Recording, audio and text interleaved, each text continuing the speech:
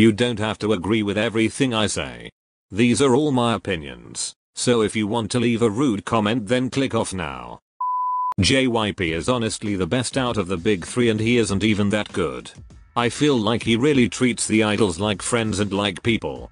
Voting is taken much more seriously now than it needs to be because some fans can't handle others' choices, which is a shame because it's so important but causes a needed fan wars. Fan wars are so dumb.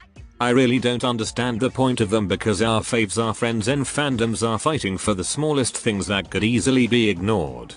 Artists just want attention, so don't give it to them. People should stop getting shamed for not knowing Korean. Learning a language is very hard and believe it or not people have lives outside of the internet which causes them to not always have time to learn a language. I don't agree with telling idols to speak English, but some people need to seriously stop acting like we all have the time to learn a hard language like Korean. However, if you don't know Korean you shouldn't be allowed to complain about not understanding what they're saying. NCT's Kun really got done dirty. All trainees work extremely hard to get the chance to debut and I feel like SM is just letting anyone debut in NCT and not using them just so they can fulfill their forever expanding concept. Kun is talented and deserves to be able to show off his skills more than what SM let him do. Make NCT Dream a fixed unit. It is so unfair. They are so talented and are still getting better. They should get to have a secured spot in NCT even after they are no longer teens. Shine by Pentagon really deserved at least one award. That song was a bop and deserved more attention and love than what it got. Stan talent. Stan Pentagon. Jinho from Pentagon is an underrated vocal, not just in Pentagon but in the industry as a whole. He has an angelic voice. Just listen to it. You are not alone. Oh, whisper 3 words and I come burning. Why? And girl, you know that I'll be there. I'll be there.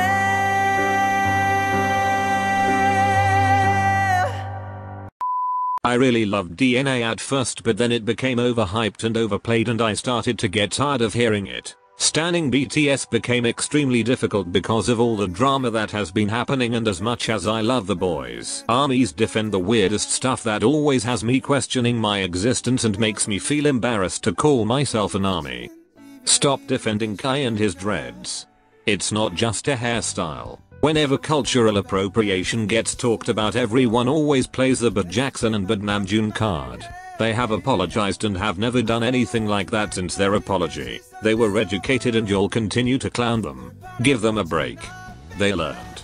I'm going to get clowned on by my mutuals for this, but YN fics don't bother me and I really don't find them cringy. Honestly, I don't mind them.